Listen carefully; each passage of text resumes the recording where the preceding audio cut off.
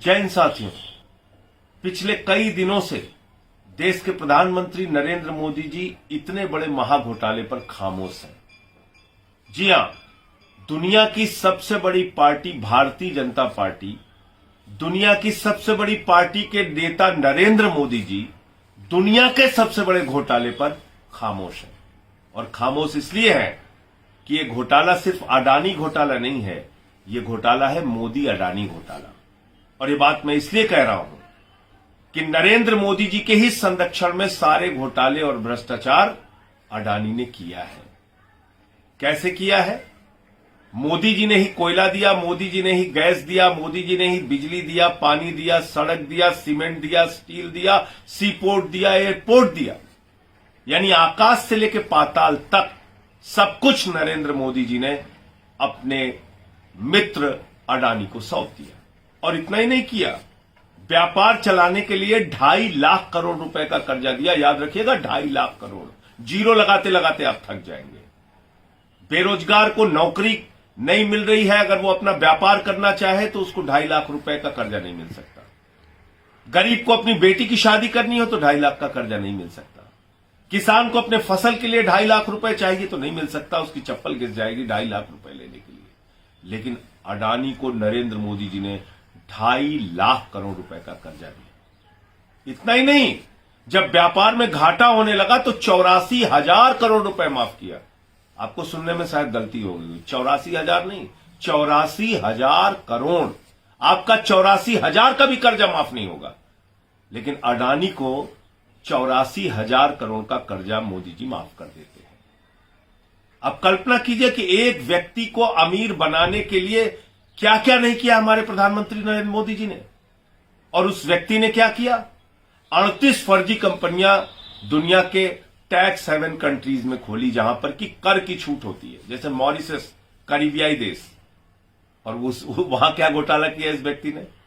अपने भाई और अपने रिश्तेदारों के माध्यम से अडानी ने फर्जी कंपनियां खोली, 38 फर्जी कंपनियां खोली, और उन कंपनियों के माध्यम से हजारों लाखों करोड़ रुपए हिंदुस्तान की अपनी कंपनी में काला धन लगाया। काला धन लगाया। और इसको मैं काला धन इसलिए कह रहा हूं कि मॉरिशस में 6 कंपनी एक ही पते पे खोली गई। उन 6 कंपनी के बोर्ड ऑफ डायरेक्टर्स में और सेक्रेटरी के नाम एक ही। इतना ही नहीं, उन कंपनियों की आमदनी का जरिया क्या है ये कोई पता नहीं, अता पता नहीं क्या करती है वो कंपनियां। और उन कंपनियों ने मालूम है आपको कितना पैसा लगाया? 42,000 करोड़ रुपए अडानी की कंपनी में लगाया। ऐसी कंपनियां जिनकी आमदनी का जरिया क्या है पता नहीं, जो एक ही पते पर खोली गई, वो कंपनियां अडानी की कंपनी में 42,000 करोड़ रुपए लगाया। 42,000 करोड़ रुपए। क्या इसकी जांच नहीं करनी चाहिए थी सेबी को? क्या इसकी जांच नहीं करनी चाहिए भारत की एजेंसियों को? स्टॉक एक्सचेंज पे नजर रखने की जिम्मेदारी किसकी है? सेबी की है। अगर अचानक ये काला धन अडानी की कंपनियों में आ रहा था तो सेबी ने क्या कार्रवाई की समय रहते हुए? और क्यों कार्रवाई नहीं की? क्योंकि मामला नरेंद्र मोदी जी से जुड़ा हुआ है। यह काला धन भारतीय जनता पार्टी का है। यह काला धन किसका है कैसे पता चलेगा? हम जेपीसी की मांग कर रहे हैं। बीजेपी के नेताओं का काला धन है। अगर इसकी जांच होगी तो पता चलेगा। प्रधानमंत्री नरेंद्र मोदी से लेके तमाम केंद्रीय मंत्री और अधिकारी फंसेंगे। लाखों करोड़ रुपए विदेश से अडानी की कंपनी में लाया गया है। सेबी में कौन बैठा है मालूम है? अडानी का समधी। अडानी का समधी सेबी का अधिकारी है। कैसे कार्रवाई करेगा वो? कैसे कार्रवाई होगी? कैसे जांच होगी? आज बड़ा सवाल यह है। आज पूरा देश पूछ रहा है कि प्रधानमंत्री जी, एलआईसी में करोड़ों लोगों का पैसा डूब रहा है, एसबीआई में करोड़ों लोगों का पैसा डूब रहा है। वो सारे लोग चिंतित हैं, उनको जवाब चाहिए। क्योंकि आपके राज्य में यस बैंक का घोटाला हुआ, आपके राज्य में पंजाब नेशनल बैंक का घोटाला हुआ, आपके राज्य में कोऑपरेटिव बैंक्स का घोटाला हुआ, जिसमें हजारों करोड़ रुपए लोगों के डूब गए। और वो लूटने वाले लुटेरे कहां बैठे हैं? विजय माल्या कहां है? चिड़िया उड़ योजना के तहत हिंदुस्तान से भाग गया। ललित मोदी भाग गया। नीरव मोदी भाग गया, मेहुल चौकसी भाग गया, नितिन संदेशराव भाग गया, कल को गौतम अडानी भी भाग जाएगा, क्योंकि इसके एक भाई ने तो पहले से ही विदेश की नागरिकता ले ली है। तो आप मुझे बताइए, हिंदुस्तान के उन करोड़ों लोगों का क्या होगा जिन्होंने अपनी बेटी की शादी के लिए एलआईसी में पैसा लगा रखा है, जिन्होंने अपना छोटा सा घर बनवाने के लिए एलआईसी में पैसा लगा रखा है, जिन्होंने बुढ़ापे की पेंशन के लिए पैसा लगा रखा है, जिन्होंने अपने हेल्थ स्कीम के लिए, किसी बीमारी के लिए एलआईसी में पैसा लगा रखा है। क्या होगा उन लोगों का? ये सारा पैसा अगर डूब रहा है तो प्रधानमंत्री खामोश क्यों है? खामोशी की एक ही वजह है कि इस भ्रष्टाचार में प्रधानमंत्री नरेंद्र मोदी और उनकी पार्टी शामिल है।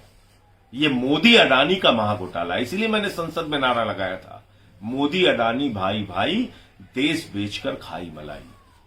प्रधानमंत्री जी ने बड़े जुमले पढ़े कि जितना कीचड़ फेंकोगे उतना कमल खिलेगा। मैं प्रधानमंत्री जी आपको कहता हूं, कैसे कैसे मंजर अभी आने लगे हैं और गाते गाते लोग चिल्लाने लगे हैं, और बदल डालो अब इस तालाब के पानी को, कमल के फूल तो मुरझाने लगे हैं। कमल के फूल मुरझा रहे हैं अडानी के घोटालों के कारण, इस महाभ्रष्टाचार के कारण।